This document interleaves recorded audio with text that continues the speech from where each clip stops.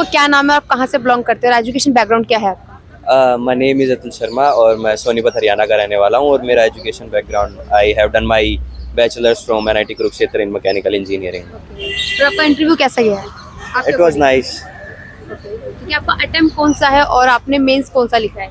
It was my third attempt and first mains and first interview. Only first है। Yeah. Okay. तो आपकी जो पीछे की लाइफ देखी जाए, जो आपकी जर्नी रही है यूपीएससी की, वो कैसी रही है? Mine was quite short because I started preparing in 2020 only, and I got success in UPPCS 22 exam. I am currently DSP in Uttar Pradesh Police. Okay, Yeah. ठीक है। और ये बताइए कि आपने जब यूपीएससी की तैयारी आपने की तो आपने क्या सोची, कहाँ से आपको मोटिवेशन मिला कि मुझे यूपीएससी ही करना है? ये तो पहले नहीं आता है, जब यूपीएससी की तैयारी करनी स्टार्ट करते हैं ना तो उसके बाद आता है कि yes you have to be in civil services okay, and you have to do something for society. Yes. हाँ जी। अच्छा, अगर आपके एग्जाम की बात की जाए, जो प्री है, प्री काफी टफ होता जा रहा है, बता रहे सीसेट काफी हर दिन मतलब मुश्किल होता जा रहा है हर साल, तो उसके बारे में आपका क्या thought? हाँ, सी सेट काफ़ी मुश्किल होता जा रहा है, ये बात आपकी सही है। और जो GS1 का पेपर है उसका भी पैटर्न चेंज होता जा रहा है, Change होता जा रहा है। पर ठीक है, it is part of the process, it is difficult for everyone and ऐसा कुछ खास नहीं है कि किसी एक बंदे के लिए ज़्यादा मुश्किल है। हाँ, थोड़ा सा इसमें करना पड़ेगा आपको चेंज, अपनी प्रिपरेशन का स्टाइल थोड़ा सा चेंज करना पड़ेगा, सी सेट को थोड़ा सा और टाइम देना पड़ेगा। हाँ। अच्छा, प्री और मेंस की जब तैयारी करते हैं तो स्पेशली कई स्टूडेंट्स ऐसे गलतियां कहते हैं, कमेंट आते हैं कि पहले प्री की स्पेशली तैयारी करने लगते हैं, मेंस की वो लोग नहीं करते। दोनों की एक साथ करना बेस्ट रहता है या पहले प्री का करो उसके बाद मेंस पे जाओ? आपका क्या विचार है? मेरा विचार है सबसे पहले ऑप्शनल पढ़ो, प्री मेन सबसे पहले ऑप्शनल पढ़ो, उसके बाद एक दोनों की एक साथ तैयारी होती है कि आप जो भी बुक्स वगैरह पढ़ते हैं, एनसीईआरटीज पढ़ते हैं, वो एक साथ तैयारी होती है। और उसके बाद जब समय आता है प्री का, then you have to push your accelerator for pre and when you clear pre then you have to push your accelerator for mains. Okay. अच्छा, जब आप मॉक टेस्ट लगाते हैं लाइक प्री का, जब आपने फर्स्ट मॉक दिया हो अगर आपको याद हो, तो उस टाइम पे क्या स्कोर रहा था? और जब लास्ट टाइम आप एकदम बहुत अच्छे लेवल पे पहुंच गए, उस टाइम पे क्या स्कोर था? अगर कुछ याद हो थोड़ा सा बताइए। I was consistent in pre. ऐसा कुछ नहीं था, मतलब मैं पहला जब मॉक दिया था वो मुझे याद है पॉलिटी का था। I scored around 110 in that and that score was quite good I think. उसके बाद जब बाद में आते गए तो फिर मॉक्स की इतनी ज़्यादा ज़रूरत महसूस नहीं होती थी, उसके बाद प्रीवियस ईयर्स पे शिफ्ट हो गया था मैं। ओके, मतलब धीरे धीरे इंप्रूव होता गया है ना। और मेंस की जब आप आंसर राइटिंग करते हैं, ठीक है, तो ऐसे क्या पॉइंट्स में ऐड करने चाहिए, मतलब करंट अफेयर रिलेटेड ऐड करना चाहिए या नहीं, जो हमारा आंसर है वो काफ़ी अट्रैक्टफुल लगे, जो पेपर चेक करे हमारा टीचर, उसको पेपर काफ़ी पढ़ने में भी अच्छा लगे और पूरा चेक करने का मन करे, ऐसे क्या उसमें ऐड? जो करंट अफेयर्स हम लोग ऐड करते हैं उससे क्या होता है, जो एग्जामिनर है उसको ऐसा लगता है कि हाँ this person is aware about things which are happening today.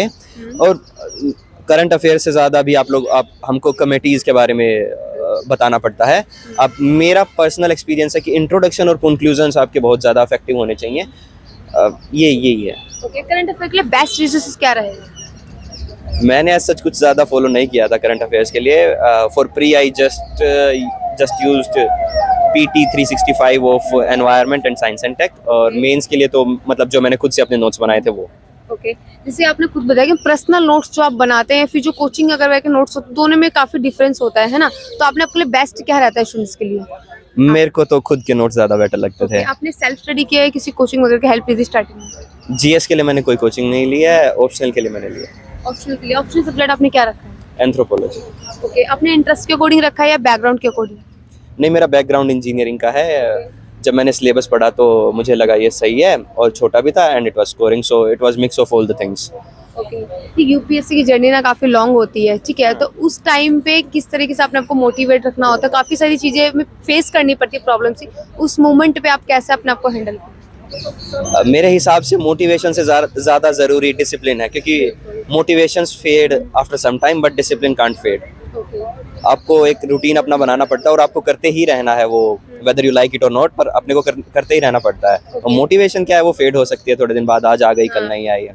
So discipline is more necessary I think. Okay, अच्छा, यूपीएससी की जब स्टडी करने स्टूडेंट या तैयार करते हैं, जब उनका माइंड में आता है, तो लोग कहते हैं कि 17 18 20 घंटे पढ़ते हैं यूपीएससी स्टूडेंट, ऐसा क्या रियल है या रियलिटी क्या है, आप बताइए? नहीं, 17 18 घंटे ना, it is not even possible for me. I think in starting it was around 9 to 10 hours, and then I shifted to 8 hours and 7 hours and 6 hours also some days. Daily का routine आपका क्या है? हाँ, daily का routine ही होता था, उसी को फॉलो करता था. आई वोक अप एट 7:30 और 8 and I went to my library. 9 बजे तक चला जाता था उधर, and then full time study up to 7 and 8.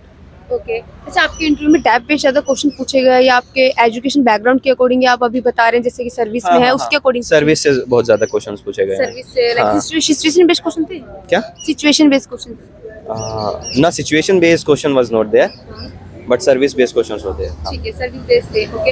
अब सर्विस के साथ साथ आपने तैयारी, तो वो थोड़ा मुश्किल नहीं होता टाइम निकालना, वो आपने कैसे मैनेज किया?